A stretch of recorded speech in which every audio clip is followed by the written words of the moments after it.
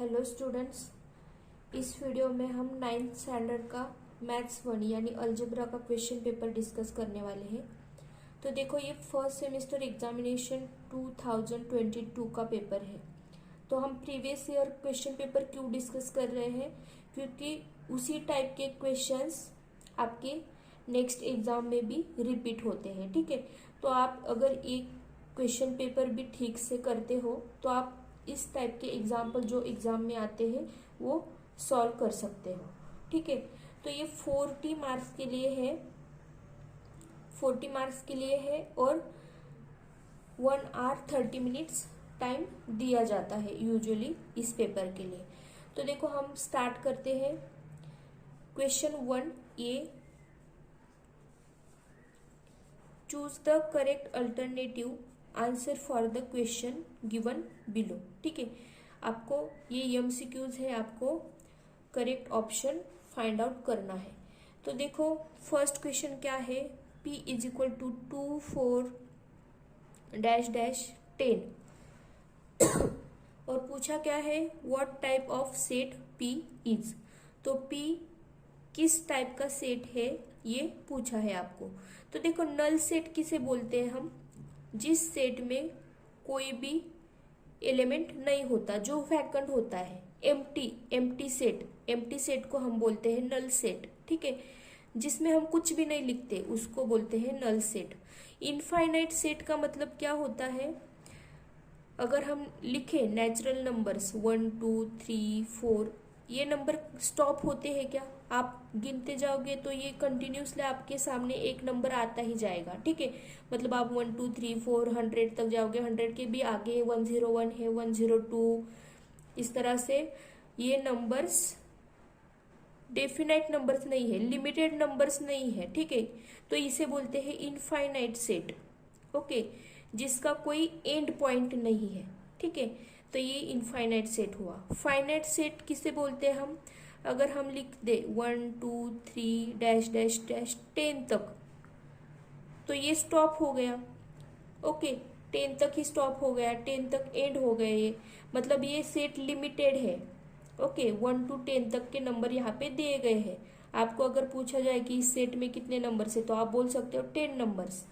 उस तरह infinite set में आप नहीं बता सकते कितने नंबर्स है। ठीक है, क्योंकि आपको लास्ट का नंबर पता नहीं होता। फाइनाइट सेट में आपको पता होता है फाइनाइट नंबर्स होते हैं। ठीक है, तो ये हुआ फाइनाइट। तो अब यहाँ पे आप बता सकते हो p किस टाइप का सेट है। 2 4 डैश डैश डैश 10, इसका लास्ट डिजिट या लास्ट नंबर बोल सकते हो कौन सा है, 10। मतलब आप क्या बोल सकते हो, इसे फाइनाइट सेट बोल सकते हो। ठीक है, तो क्या ऑप्शन आ जाएगा आपका आंसर? सी, फाइनाइट सेट। तो ये फाइनाइट सेट है। तो सेकंड क्वेश्चन देखो, which one of the following is an irrational number. Irrational number कौन सा है ये पूछा है। ठीक है, तो देखो, रैशनल नंबर्स, अगर रैशनल नंबर के बारे में बोला जाए तो रैशनल नंबर किस टाइप के होते हैं? p by Q, where q is not equal to 0, इसे बोलते हैं हम रैशनल। और ये नंबर, जो कोई नंबर रैशनल नहीं है उसे क्या बोलोगे आप? इरेशनल। ठीक है, अगर आप किसी नंबर को रैशनल नहीं बोल सकते, इसका मतलब क्या हुआ? वो हो गया इरेशनल नंबर। तो देखो, जो हमारे नेचुरल नंबर्स भी होते हैं, नेचुरल नंबर्स मतलब आप के सामने बहुत सारी चीज़ें रखी हो आप, और आपको बोला जाए कि इन्हें गिनो, तो आप कहाँ से शुरुआत करते हो? 1 से। आप नहीं बोलते 0 फिर 1, नहीं, आप बोलते 1 2 3 4, इस तरह से। तो नेचुरल नंबर्स क्या होते हैं? आप कहीं पे चीज़ें गिनने के लिए जो नंबर्स यूज करते हो उन्हें बोलते हैं नेचुरल नंबर। तो नेचुरल नंबर 1 से शुरू होता है, 1 2 3 डैश डैश आगे इनफाइनाइट नंबर्स। ठीक है, तो ये नेचुरल नंबर्स को भी आप क्या बोल सकते हो?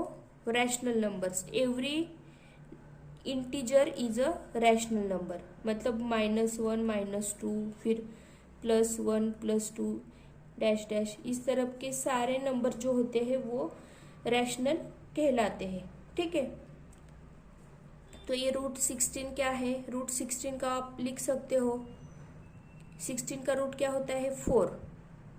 तो मैंने अभी बताया कि ये 1 2 -1 -2 इनको भी आप रैशनल बोलते हो, तो ये क्या हो गया आपका rational number. 4 is rational number. Root 25 कितना आता है 5, तो 5 भी क्या हो गया है रैशनल।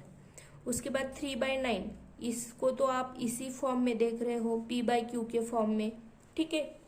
p/q के फॉर्म में जो नंबर्स होते हैं वो तो रैशनल होते ही है, ठीक है। तो अब यहाँ पूछा क्या है इरेशनल नंबर कौन सा है, तो यहाँ पे जो √5 दिख रहा है वो होगा आपका इरेशनल नंबर, क्योंकि √5 को आप इस फॉर्म में नहीं लिख सकते। अब आप बोलोगे कि इन इंटीजर्स को रैशनल क्यों बोला गया, मतलब 2 तो रैशनल नहीं दिख रहा, लेकिन हर इंटीजर रैशनल होता है, क्योंकि आप इसको इस तरह से लिख सकते हो 2/1। -2 को भी आप इस तरह से लिख सकते हो -2 / 1, ठीक है।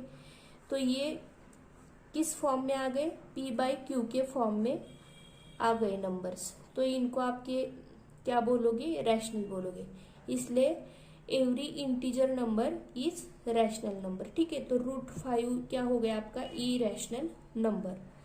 अगर आपको समझ में नहीं आ रहा है तो वीडियो पॉज करके देखो या फिर वीडियो रिपीटेडली देखो, तो आपको मैंने जो भी बोला ठीक से समझ में आ जाएगा, ठीक है। अभी थर्ड क्वेश्चन क्या है, which of the following represent set n intersection w। अभी n और w क्या है, आप बोलोगे ये तो अल्फाबेट दिख रहे ऐसे ही, नहीं। n मतलब क्या है सेट ऑफ नेचुरल नंबर्स, ठीक है। लिखते हैं हम n is set of natural numbers. जैसे कि मैंने बताया अभी कि सामने रखी हुई चीजें गिनने के लिए आप कौन से नंबर यूज करते हो, उन्हें बोलते हैं नेचुरल नंबर्स। तो 1 से आप शुरू करते हो, राइट। 1 2 3 4 इस तरह से इन्हें बोलते हैं नेचुरल नंबर्स। होल नंबर किसे बोलते हैं, जब नेचुरल नंबर और 0 ये कंबाइन आप लेते हो उसे बोलते हैं होल नंबर्स। यानी कि 0 से शुरुआत होती है होल नंबर्स में, 0 1 2 3 4 इस तरह से। देखो 1 2 3 4 यहाँ भी दिख रहा है, यहाँ एक्स्ट्रा क्या है 0। तो होल नंबर्स में 0 के साथ नेचुरल नंबर्स होते हैं, ठीक है। ये आपको याद रखना है, ठीक है। ये क्या है होल नंबर्स, इसको पूर्ण संख्या बोलते हैं, ठीक है। तो अभी यहाँ पे क्या बोला है, represent n intersection w। Intersection का मीनिंग क्या होता है, कॉमन नंबर्स जो दोनों सेट में कॉमन दिख रहा है उसको आपको लेना होता है, ठीक है। इस सिंबल का मीनिंग कॉमन नंबर्स आपको लेना होता है, ठीक है। तो यहाँ पे क्या कॉमन दिख रहा है, देखो नेचुरल नंबर के सेट में और यहाँ पे होल नंबर के सेट में क्या कॉमन दिख रहा है आपको, वो आपको लिखना है। तो देखो 0 यहाँ है, यहाँ नहीं है, तो 0 नहीं ले सकते।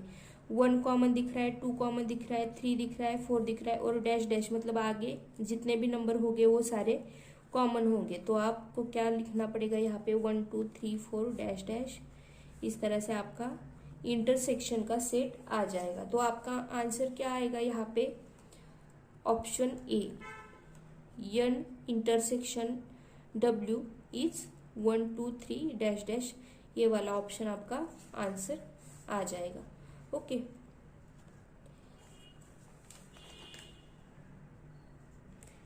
अभी यहाँ पे क्या पूछा है, which of the following is a surd. तो देखो फोर्थ क्वेश्चन जो है,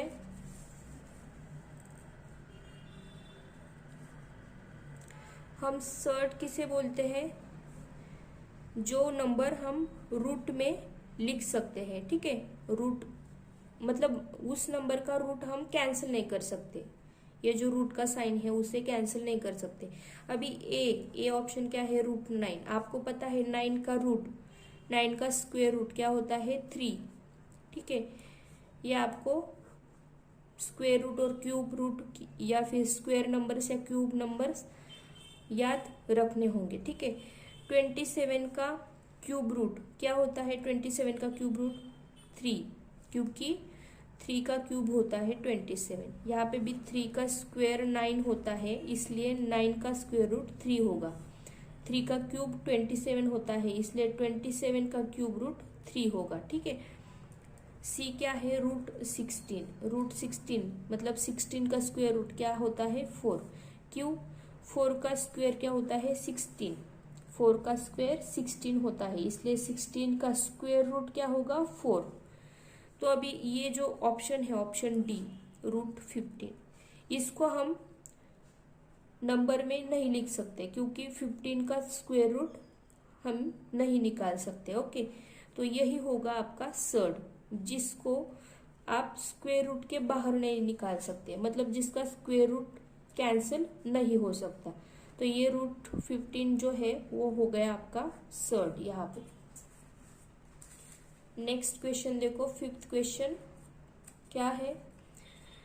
p is equal to X where x is an odd natural number. x क्या है? Odd natural number and 1 is less than x less than और equal to 5। How to write this set in roster form? तो देखो,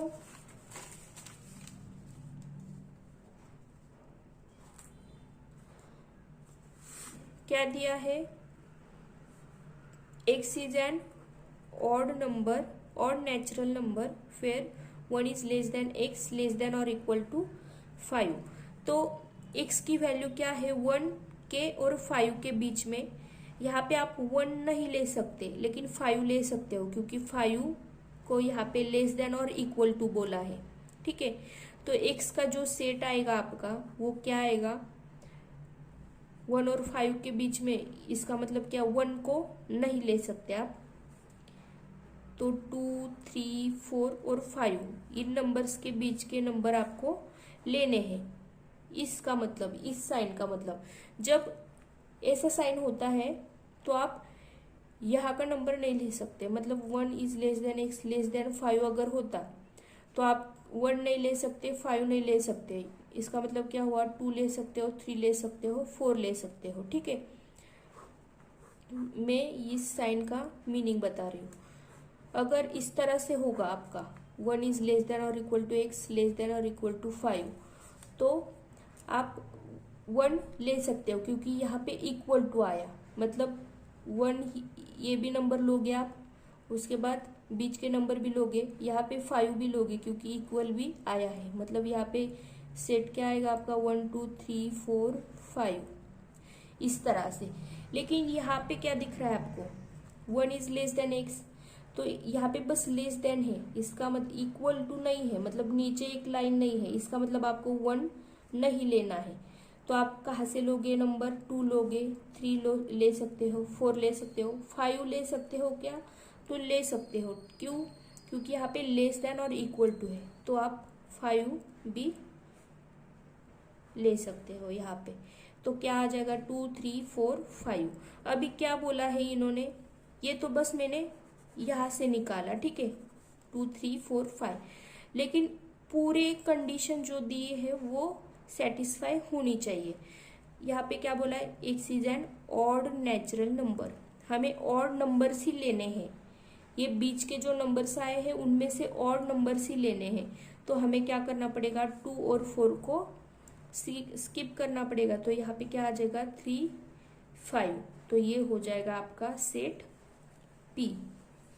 तो P set क्या आ गया आपका? 3 5, मतलब ऑप्शन डी।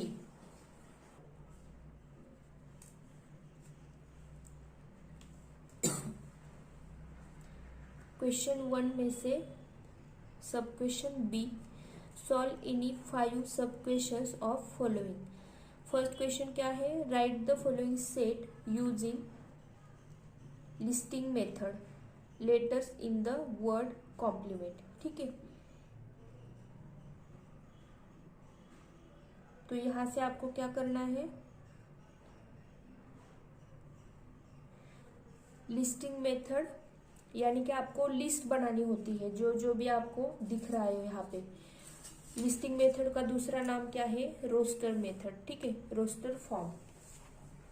तो आपको क्या लिखना है यहाँ पे, letters in the word complement. Okay, तो हम क्या करते हैं, यूजुअली सेट लिखना होता है तो हम कैपिटल लेटर देते हैं सेट को नाम। तो सपोज कि ये सेट है आपका सेट ए, तो कैपिटल लेटर से आप डिनोट करोगे। फिर कर्ली ब्रैकेट में आप क्या करते हो, letters in the word complement, मतलब आपको यहाँ पे जो लेटर्स दिख रहे हैं वो लिखने हैं। जो लेटर्स रिपीट हो रहे हैं उन्हें आपको एक ही बार लिखना है, ठीक है। तो पहले तो आप लिख लो सी,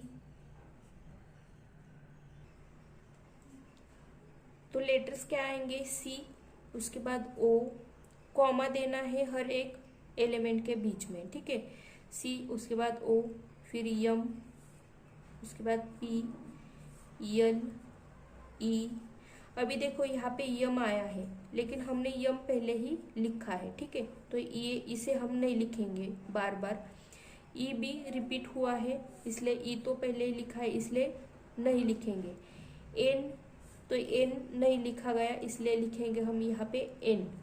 एंड लास्ट में क्या है, टी, तो टी भी नहीं रिपीट हुआ है इसलिए यहाँ पे टी लिखेंगे, ठीक है। तो हो गए हमारे लेटर्स लिख के सारे। तो यहाँ पे हम क्या कर देंगे, ब्रैकेट कंप्लीट। तो इस तरह से आप लिस्टिंग मेथड में एग्जाम्पल सॉल्व करते हो कि आपको क्या करना होता है, सेट को एक नाम देना होता है बाय एनी अल्फाबेट, और उसके बाद कर्ली ब्रैकेट में जो भी एलिमेंट्स दिख रहे हैं उसे आपको लिखना होता है, बीच में आपको क्या करना होता है, कॉमा देना होता है, ठीक है। तो ये हुआ आपका सेट ए। अभी नेक्स्ट क्वेश्चन क्या है, रैशनलाइज द डिनोमिनेटर, ठीक है।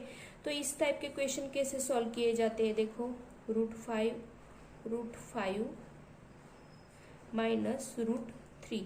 तो देखो रैशनलाइज जब करना होता है डिनोमिनेटर को, तो डिनोमिनेटर जो है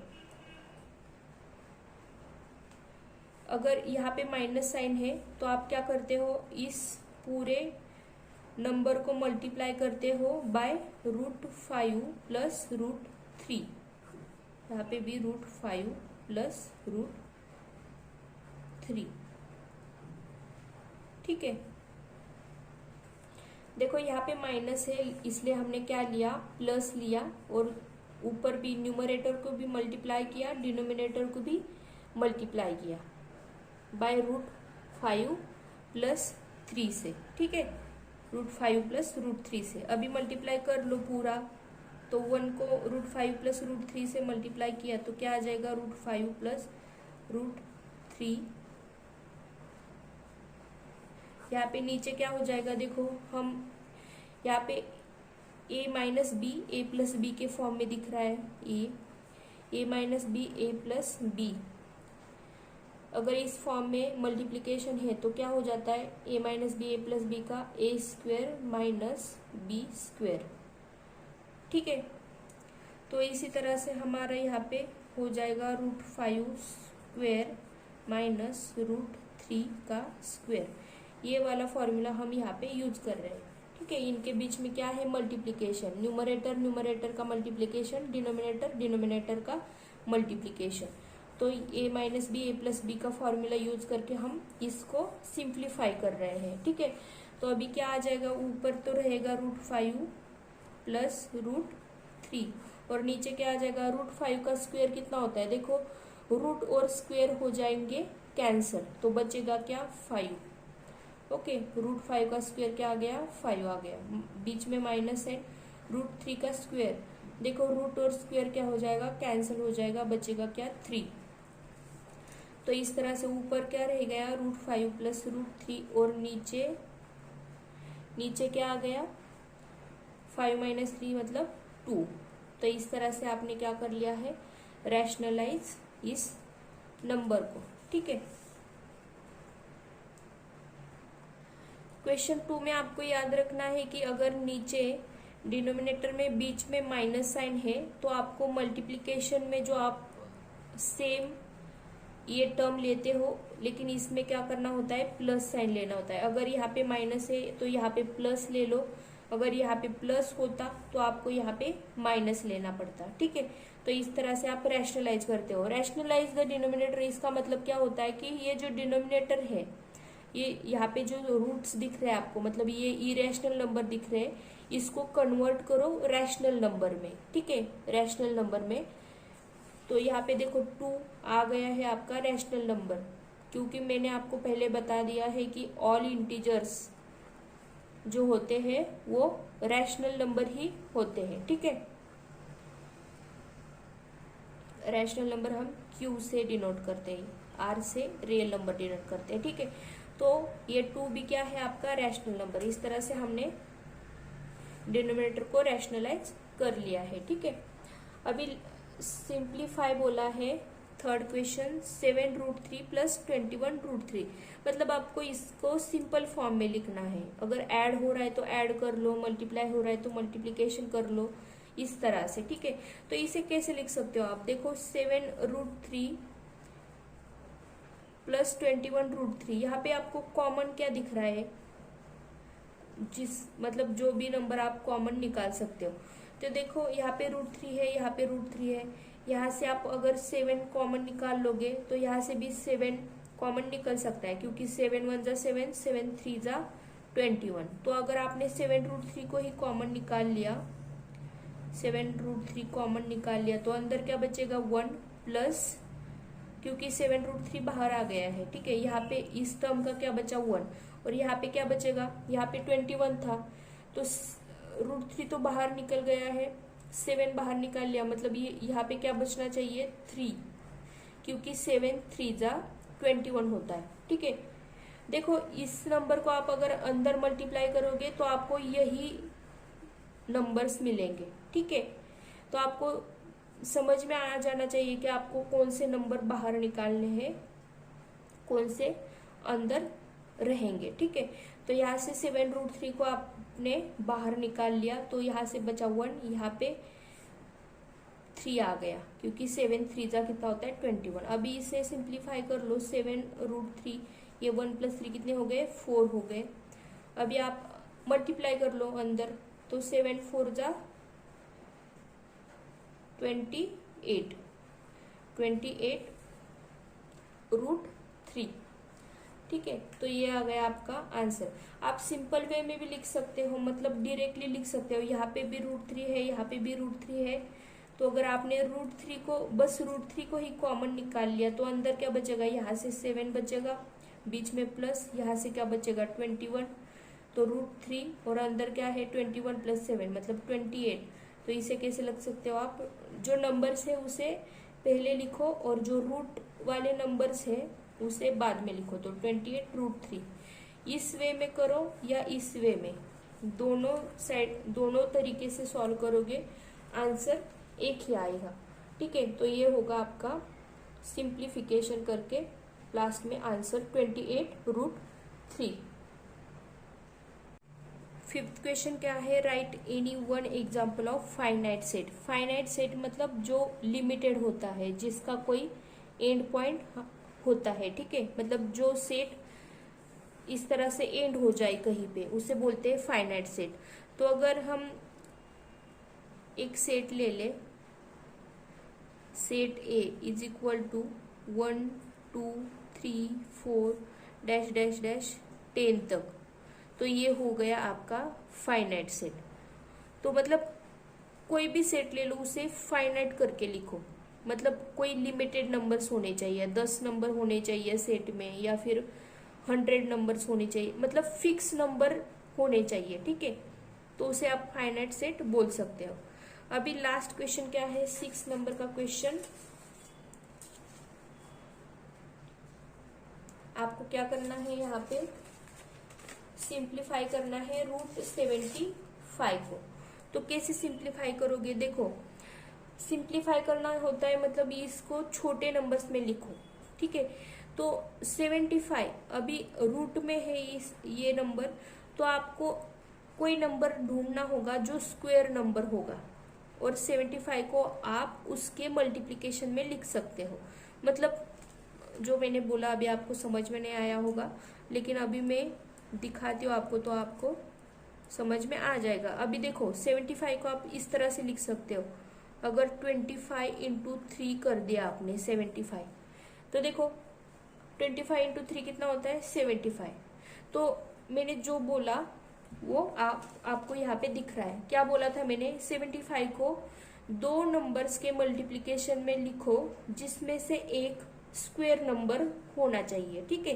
तो देखो 25 क्या है आपका स्क्वायर नंबर।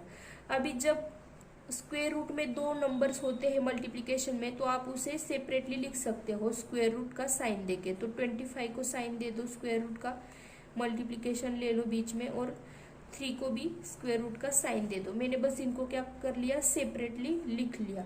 अभी क्या आपको पता है √25 कितना होता है, स्क्वायर रूट ऑफ 25 5 होता है।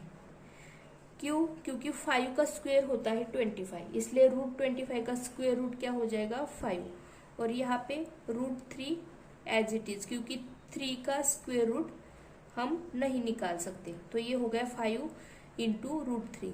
अभी ये मल्टीप्लीकेशन का साइन निकाल दो और बस 5 √3 इस तरह से लिख लो, तो ये हो जाएगा आपका आंसर। √75 को आप किस तरह से लिख सकते हो, 5 √3 इस तरह से। तो हमने इस वीडियो में क्वेश्चन 1 पूरा सॉल्व कर लिया है, ठीक है। तो ये हुआ हमारा first video first semester question paper का। तो हम सेकंड क्वेश्चन जो है वो नेक्स्ट वीडियो में डिस्कस करेंगे।